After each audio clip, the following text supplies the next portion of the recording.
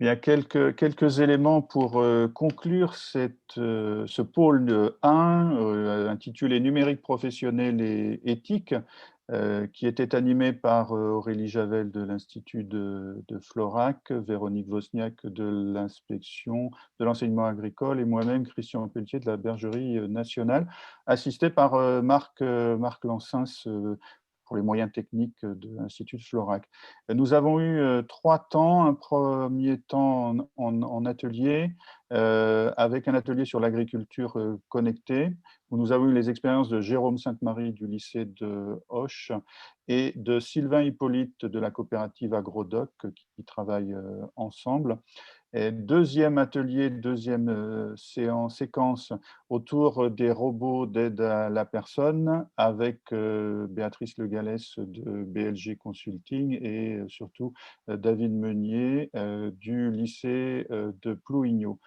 Dans un troisième temps, des échanges en collectif ont été éclairés par Gilles Dewecq, philosophe, qui nous a notamment emmenés sur la question des valeurs.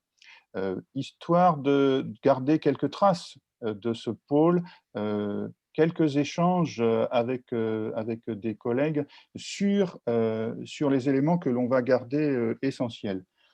Peut-être, première question à Véronique Wozniak, cette histoire du numérique professionnel et de l'éthique, où est-ce qu'il se situe ou est-ce qu'il ne se situe pas dans les référentiels de formation, de certification?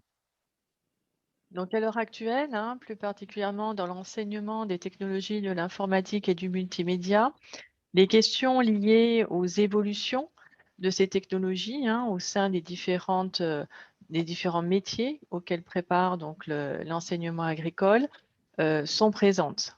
En termes d'évolution, hein, en quoi les technologies informatiques, numériques permettent, hein, d'envisager des évolutions dans les pratiques des métiers. On est sur des éléments plutôt prospectifs, une veille informationnelle qui est réalisée dans ces différents aspects.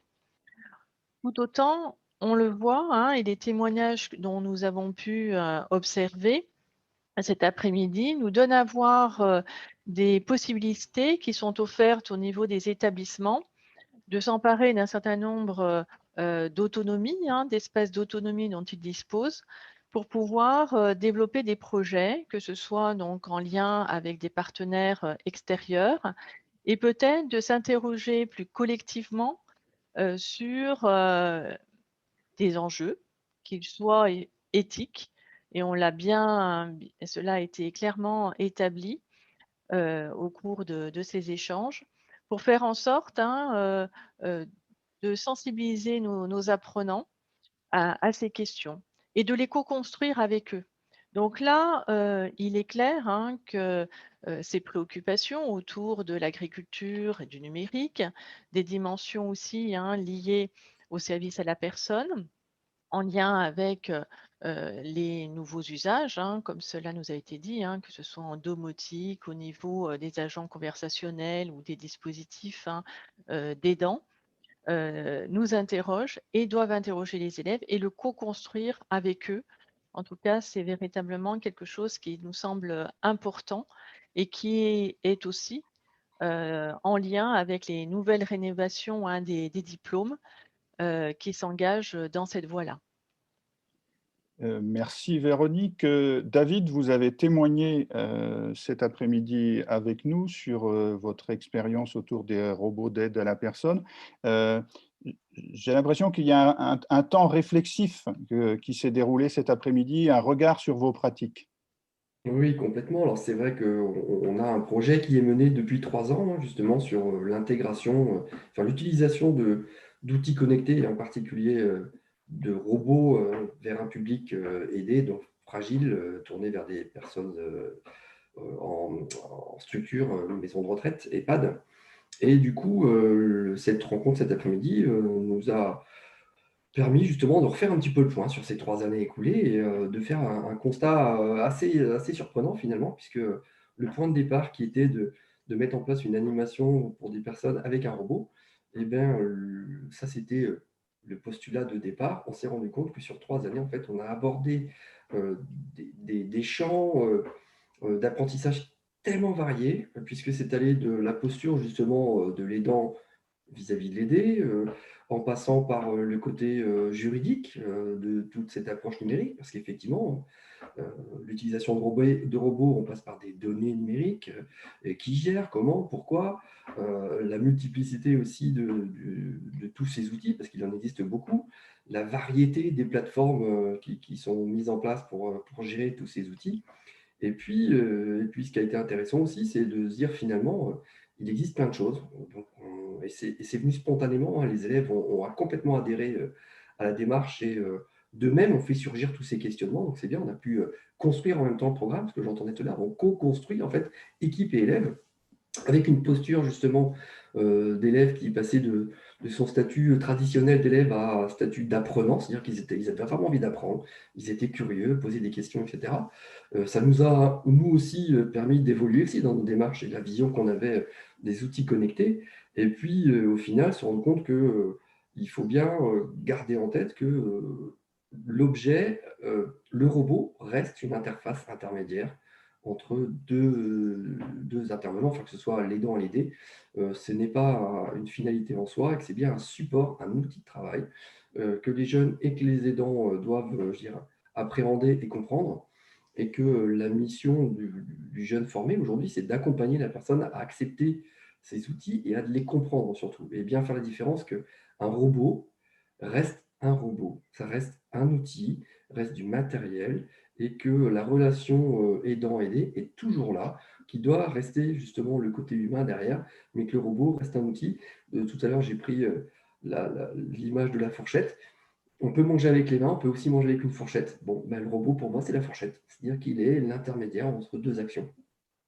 Donc voilà, et vraiment ce travail cet après-midi d'entendre que effectivement on peut avoir aussi des a priori et des interprétations de cette utilisation, et qui est intéressante aussi d'amener dans nos conversations et dans nos apprentissages avec les jeunes. L'objet robot permet de revisiter une grande partie du référentiel, mais il fait aussi système et il devient projet d'établissement. C'est ça, exactement, hein. C'est-à-dire que c'est vraiment un engagement de l'équipe. Au départ, c'était 2-3 personnes, et ça a eu un effet sur toute l'organisation. Et ce qui est intéressant, c'est que, comme je disais tout à l'heure, le fait d'aborder des thématiques très variées, ça a intégré aussi les autres collègues d'autres disciplines à s'intégrer au projet et accompagner aussi les jeunes, tant dans la partie très technique, hein, d'utilisation du robot, que aussi la partie voilà, communication, la relation aux autres, la manière d'appréhender voilà, l'outil en lui-même, hein. Il y a eu des craintes aussi bien de la part des aidants que des aidés, et c'était intéressant de voir tout ça. Donc il y a vraiment eu une synergie qui s'est mise autour de ce projet. Et non, non, ça a été très constructif pour tout le monde.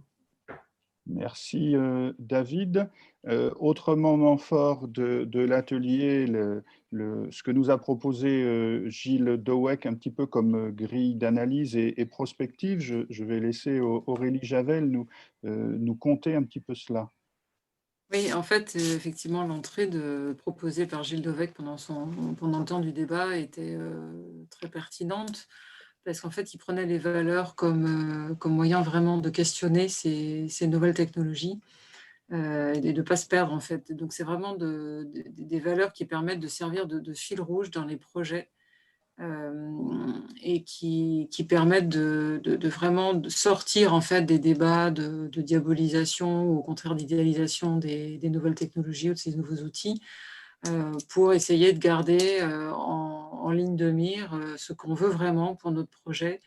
Là, en l'occurrence, pour les aidants, qu'est-ce qu'on veut pour les personnes que l'on aide, qu'est-ce qu'on veut pour nos élèves, qu'est-ce qu'on veut pour notre métier, et de pas se perdre en fait dans tous ces différents outils qui effectivement restent que des outils. Et puis en plus, ça permet de vraiment travailler en plein la voire l'interdisciplinarité, et de justifier, de légitimer les sciences sociales dans cette approche techno, et montrer qu'elles ont toute leur place pour guider en fait les projets et les réflexions. Donc, je trouvais ça effectivement très, très constructif comme proposition. De belles perspectives pour l'enseignement-apprentissage, mais aussi quelques quelques préventions, peut-être ne pas considérer les technologies du numérique, ne pas trop les sacraliser.